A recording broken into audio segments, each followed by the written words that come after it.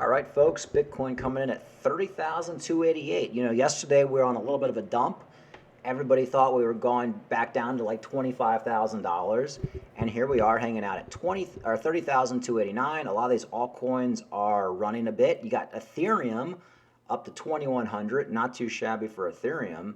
Cardano, 44 cents, pushing 45 cents. I do think we're going to see a 50-cent Cardano very soon. And you also have Dogecoin pumping today. Litecoin, I've been talking about Litecoin now for so long. Nobody wants to talk about it. I don't know. I mean, if you're in crypto or you like to play around with crypto, hardly anybody's talking about the Litecoin halving, which is just a couple months away. That's one reason you're seeing Bitcoin or Litecoin hanging out above $100.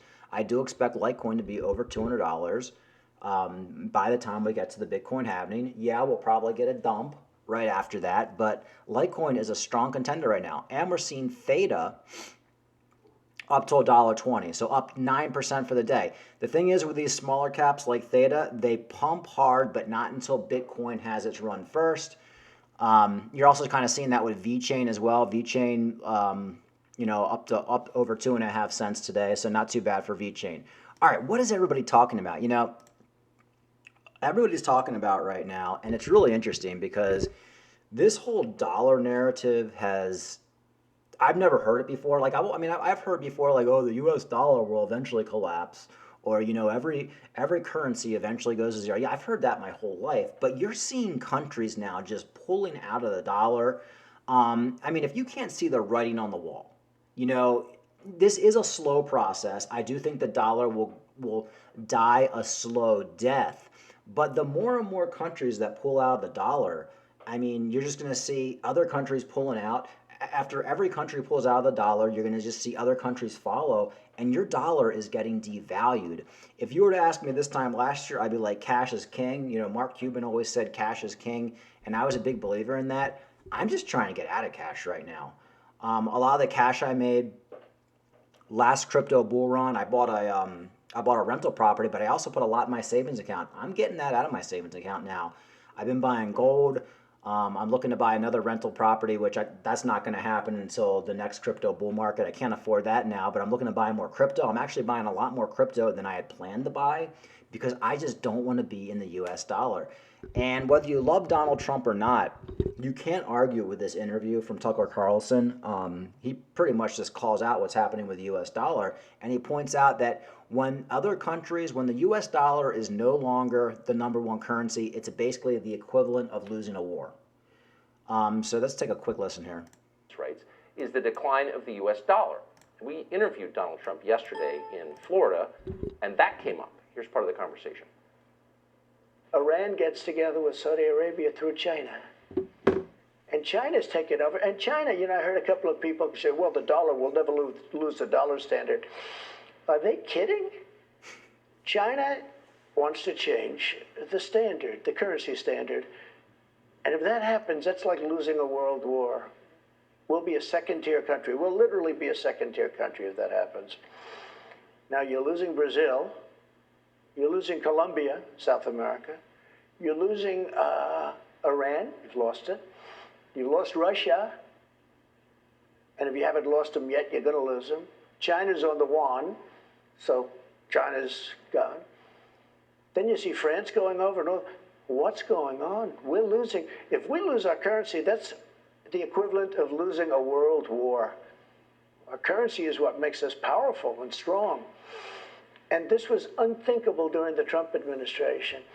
And if I saw Macron do that, I would have called him. I would have said, you know what? No more wine into the United States. No more champagne into the...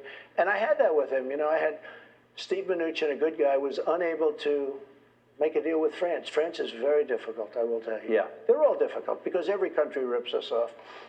But France is, in particular, very difficult. And you probably heard where they want to charge American companies substantial tax to do business in France. So I had Mnuchin working on it and other people working. They were unable to do it. They called me back. This for a couple of months. They could not do it. I said, let me have Macron get him on the phone. I said, listen, I understand you're going to tax American companies for doing business in France. Here's the story. on Monday morning, if you don't drop this, on Monday morning was Friday, I'm going to put a 100% tariff on every bottle of champagne and every bottle of wine that comes into the United States of America. He says, no, no, no, that's not fair. I said, of course it's fair. You're charging American companies for going to France and doing business in France, a very big tax. So all of your wine, very good wine, but I think we make wine that's just as good. All of your wine and all of your champagne that comes in, I'm putting a 100% tax on. That's it. So good luck. Monday morning at 9 o'clock. That was it. I get a call back 15 minutes later. We've decided we're not going to charge American companies. But you know what happened? Once I left, now they're charging them. So you can't make this stuff. You know, I don't understand how anybody cannot like Trump. I mean, I'm a big Trump guy. I mean, we were in complete peace. North Korea wasn't a problem. Russia wasn't invading Ukraine. The economy was freaking awesome. The minute Biden gets elected, Russia invades Ukraine. Inflation gets out of control. Gas prices go up. Crime is absolutely out of control. I mean, Chicago, Baltimore, California, every city is just like a shithole. And now, on top of that, all the countries are wanting to get out of the US dollar. Like, you can't make this up. And you have Biden now flying his crackhead son. There's videos. Can you imagine? United States of America, greatest country in the world. There's videos of Hunter Biden on the internet with hookers sniffing crack out of these hookers' buttholes. This guy is being flown on Air Force One right now. Just last week, he's on Air Force One with Biden. They're flying around.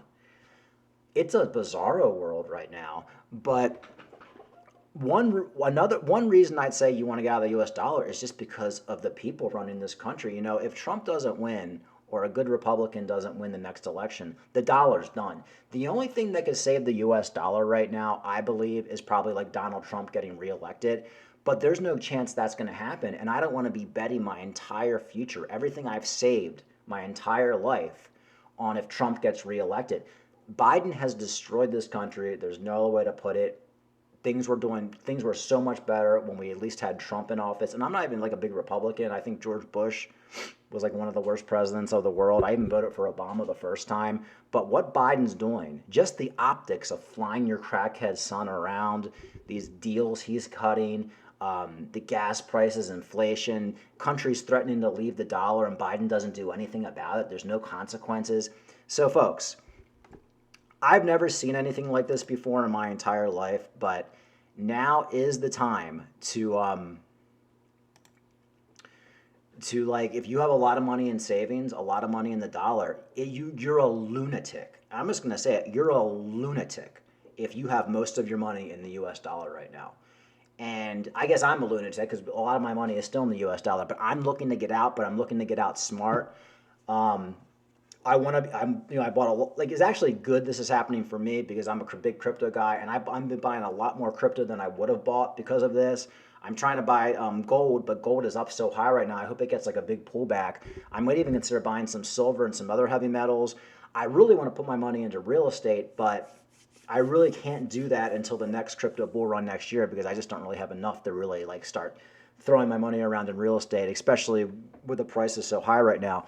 But folks, I've never seen anything like this. You know, no matter how bad it's been in the United States, I've never seen it to where countries are looking to get out of the U.S. dollar. And I say this as an American citizen.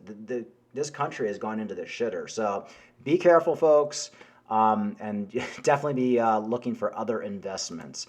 All right. Also want to talk about, I've been talking about this for a while. I've always told people, like, if you don't want to buy Bitcoin, the next best thing is buy MicroStrategy stock, buy Coinbase stock, buy Bitcoin mining stocks. And basically, if you look at Coinbase, MicroStrategy, any company that is heavy into Bitcoin, it essentially just follows Bitcoin. So MicroStrategy stock price more than doubles in 2023, and so is Coinbase, in lockstep with Bitcoin. So all you have to do, if you can't access Bitcoin, or you're afraid, or you don't want to hold Bitcoin because you don't want to get hacked, all you got to do is buy MicroStrategy. That's why I was telling people on this channel to buy MicroStrategy and Coinbase. many months ago, and it's essentially followed Bitcoin to a T. Bitcoin's doubled, MicroStrategy, Coinbase, and a lot of these other minor stocks have doubled. So I know there's some people out there saying, well, I don't want to deal with crypto. I don't want to get hacked. I don't want the custody. Just buy MicroStrategy. I would actually say buy MicroStrategy over Coinbase because Coinbase, there's a lot of regulatory problems. You don't know where the SEC is going to lock down on Coinbase. But MicroStrategy, it's essentially Bitcoin because most of the company's assets are in Bitcoin. So don't forget about that. And also want to talk about, we've been talking about on this channel that, the one thing great about cryptocurrency, the one thing great about investing in cryptocurrency is any idiot can do it. I'm not the smartest guy in the world. I did pretty good last bull market, and I plan to do really well the next one. But the one thing that people don't understand about Bitcoin is it's all emotional, and everything goes off the Bitcoin halving and 4-year cycles.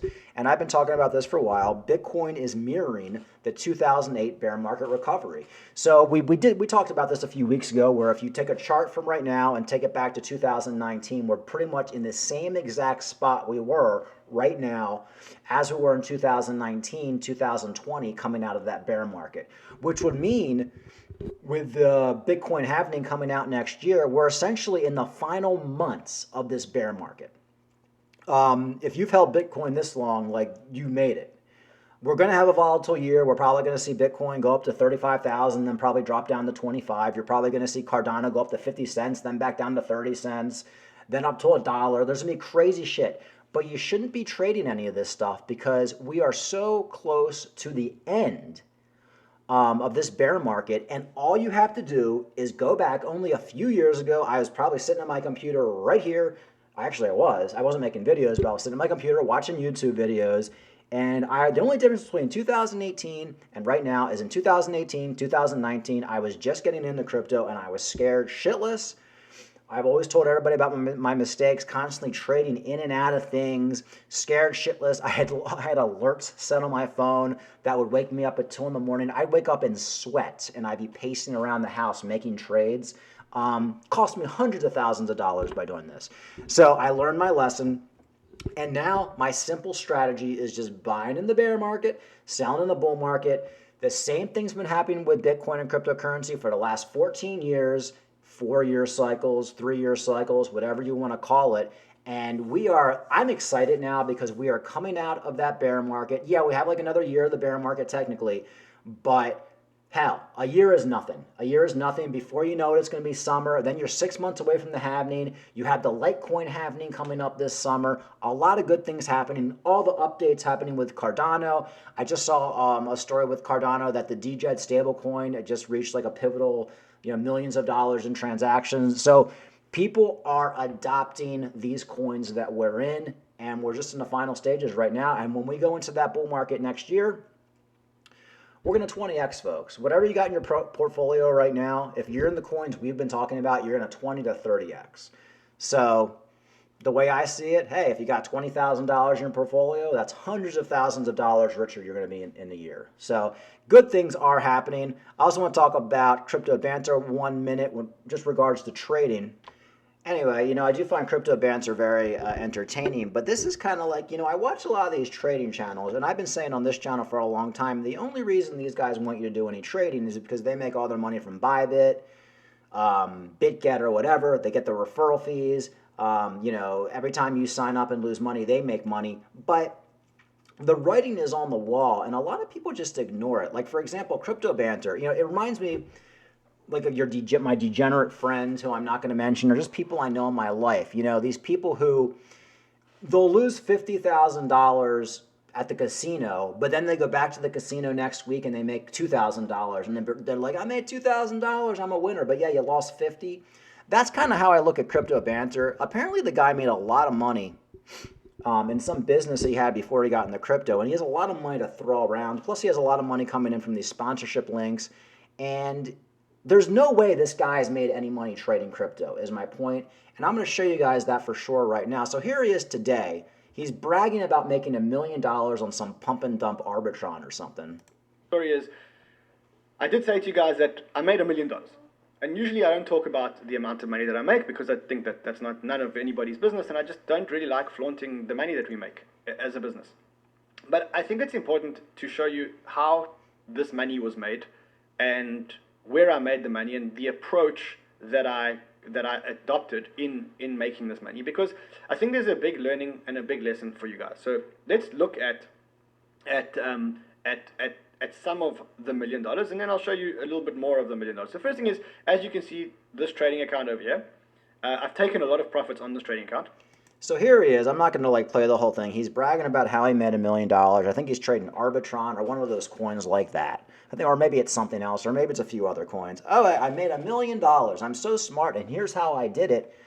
But just 8 months ago, here he is. He lost $100 million on Luna, trading Luna. $100 million, folks. So this is the degenerate problem with crypto, and it's why a lot of people don't make any money. It's why I didn't make any money the first couple of years in crypto, because you're just thinking about trading, you're buying pump and dumpers, which is why I was never a big fan of Luna. You can find my video on this channel warning people not to buy Luna. I knew it was a scam. I knew UST was 100% scam. But you can't lose, you can't have a video here, Rand Nooner losing over $100 million in Luna, right?